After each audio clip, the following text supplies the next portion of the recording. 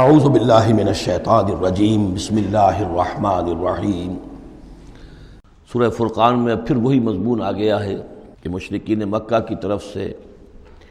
وہ ایک ہی مطالبہ تھا کہ جو دہرا دہرا کر بار بار سامنے آ رہا تھا کہ کوئی حصی معجزہ دکھایا جائے، کوئی ایسی چیز جس سے کہ بالکل واشگاف ہو جائے، واقعتاً ہم پر عیاں ہو جائے کھل کر کہ واقعی آپ اللہ کے رسول ہیں۔ وقال الذین لا یرجون لقاءنا، اور کہا ان لوگوں نے یا کہتے ہیں وہ لوگ جو ہماری ملاقات کے امیدوار نہیں ہیں، اسی لیے ان میں سرکشی ہے، لاؤبالیانہ پن ہے۔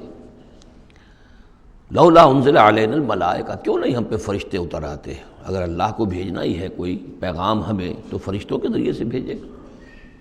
او نری ربنا، یا ہم اپنے رب کو خود دیکھیں، رب خود سامنے آئے۔ لقد استکبروا فی انفسہم، انہوں نے بہت تکبر کیا ہے اپنے آپ میں،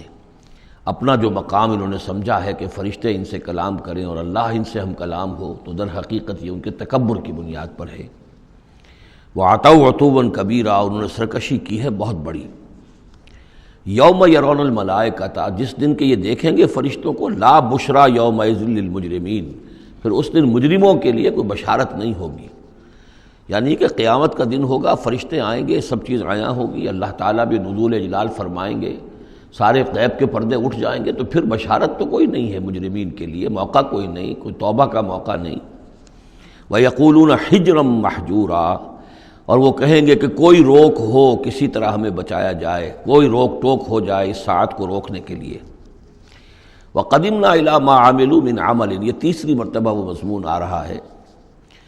کہ بغیر حقیقی ایمان کے اگر نیکیاں دنیا میں کی جاتی ہیں اپنے ضمیر کو کچھ مطمئن کرنے کے لیے، اپنے دلوں کو دلاسا دینے کے لیے،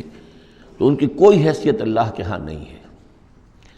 یہ سورہ ابراہیم میں بھی آ چکا ہے، اور پھر سورہ نور کے اندر ہم پڑھ چکے ہیں کہ سراب کی حیثیت رکھتی ہیں یہ نیکیاں ان کی، جیسے کہ پیاسا جو ہے وہ سمجھتا ہے کہ پانی ہے، یحسبہ الظمآن ماء حتی اذا جاءہ لم یجدہ شیئا ووجد اللہ عندہ ووفاہ حسابا، بس اللہ سریع الحساب۔ اور یہاں تیسری مرتبہ آ رہا ہے وَقَدِمْنَا إِلَىٰ مَا عَمِلُوا، ہم آگے بڑھیں گے ان کے اعمال کی طرف، ڈھیر لگے ہوں گے، ان کی نیکیاں ہیں، ان کی یہ خیرات ہے، یہ فاؤنڈیشن بنائی تھی، یہ یتیم خانہ کھولا تھا، یہ ہسپتال تھا، یہ تھا وہ تھا، یہ جو حاجی تھے ان کی خدمات تھیں۔ قدمنا الی ما عملوا، اور نقشہ ایسا کھینچا گیا ہے جیسے کہ کوئی آئے اور آگے آ کے ٹھوکر مارے، جیسے کہ فٹ بال کو کک ماری جاتی ہے۔ وقدمنا الی ما عملوا من عمل،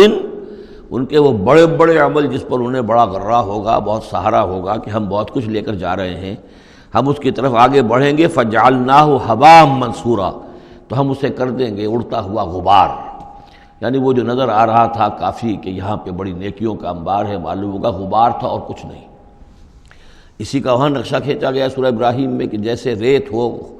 راکھ ہو، اور اس کے اوپر تیز آندھی آئے اور وہ ہوا ختم ہو جائے، کوئی اس کا وجود نہ رہے۔ یہ ہے حقیقت ان نیکیوں کی کہ جو حقیقی ایمان کے بغیر ہوتی ہیں۔ نیکی صرف وہی ہے کہ جو اصل ایمان باللہ اور ایمان بالآخرت کے ساتھ ہو، اللہ کی رضا جوئی اور آخرت کی جزا کے سوا کوئی شے مطلوب نہ رہے، کسی درجے میں بھی کوئی اس کے ساتھ اور اپنا مطلوب اور کوئی مقصود شامل ہو گیا، شہرت شامل ہو گئی، یا کوئی اور کوئی لوگوں کے اندر ہر دل عزیزی حاصل کر کے مجھے کوئی الیکشن لڑنا ہے، پھر ان کا مجھے لیڈر اپنے آپ کو بنانا ہے، یا کوئی اور ان کے ووٹ لینے ہیں، کوئی شے بھی شامل اگر ہو گئی تو پھر یہ کہ اللہ کی میزان میں ان کا کوئی وزن نہیں، وہ غبار ہے جو اڑ جائے گا۔ وَقَدِمْنَا إِلَىٰ مَا عَمِلُوا مِنْ عَمَلٍ فَجَعَلْنَاهُ هَبَاءً مَنثُورًا۔ اصحاب الجنت یومئذ خیر مستقرا واحسن مقیلا، جنت والے لوگ جو ہے وہ اس لوگ ہوں گے بہت اچھے ٹھکانوں میں، اور ان کا جو ہوگا دوپہر کے آرام کی جگہ بہت ہی عمدہ ہوگی، قیلولے کی جگہ۔ وَيَوْمَ تَشَقَّقُ السَّمَاءُ بِالْغَمَامِ، اور یہ ہے وہ قیامت کا نقشہ جس دن کے آسمان پھٹے گا اور کچھ بادلوں کی طرح کی کیفیت ہو جائے گی۔ وَنُزِّلَ الْمَلَائِكَةُ تَنزِيلًا، اور پھر فرشتوں کو اتارا جائے گا، فوج در فوج فرشتے نازل ہوں گے۔ الملک یومئذ الحق للرحمن، اس دن تو پھر بادشاہی اور اختیار گویا کہ بالکل علم نشرہ ہو جائے گا کہ صرف رحمان کے لیے ہے۔ آج تو کچھ پردے پڑے ہوئے ہیں، اس وقت بھی اختیار اسی کا ہے، لیکن کچھ پردے پڑے ہوئے، کچھ نظر آتا ہے کہ اس کے ہاتھ میں بھی اختیار ہے، اس کے پاس بھی طاقت ہے، لیکن اس روز معلوم ہوگا کہ الملک یومئذ للحق للرحمن وکان یوما علی الکافرین عسیرا، اور وہ دن کافروں پر بہت بھاری ہوگا۔ ویوم یعض الظالم علی یدیہ، اور وہ دن ہوگا کہ ظالم جو ہے، جو گناہ گار ہیں، مشرک ہیں، کافر ہیں، اللہ کے جو باغی تھے، وہ اپنے ہاتھوں کو کاٹیں گے اپنی جھنجھلاہٹ میں۔ یقول یا لیتنی اتخذت مع الرسول سبیلا، اور کہیں گے کاش کہ میں نے رسول کے ساتھ راستہ اختیار کیا ہوتا، رسول کے راستے پر چل رہا ہوتا، میں ان کا اتباع کرتا، ان کے ساتھیوں میں شامل ہو جاتا۔ یہی ہے وہ عض یعض، ہاتھوں کو کاٹنا، کہ جس کے لیے وہ میں نے حدیث جو آپ کو سنائی تھی کل کہ ملکن عاضًا، پہلا دور نبوت تھا، پھر دوسرا دور خلافت علی منہاج النبوہ، اور تیسرا دور حضور کی اس حدیث کی روح سے ہے ملکن عاضًا، کاٹ کھانے والی ملوکیت، ایسی ملوکیت جو ظالم ہوگی۔ یا ویلتا، وہ سوچ کہے گا کافر کہ ہائے میری شامت، لیتنی لم اتخذ فلانا خلیلا، کاش کہ میں نے اس دن فلاں شخص کو اپنا دوست نہ بنایا ہوتا، میں نے دنیا میں فلاں شخص کو اپنا دوست نہ بنایا ہوتا، یعنی اس نے مجھے پھر ورغلایا، میرا تو دل کچھ کھلنے لگا تھا، مجھ پر حقیقت منکشف ہونے لگی تھی، میں تو کچھ مائل ہونے لگا تھا رسول کی طرف، لیکن فلاں میرے دوست نے مجھے پھر ورغلایا اور مجھے اس راستے سے واپس لے گئے۔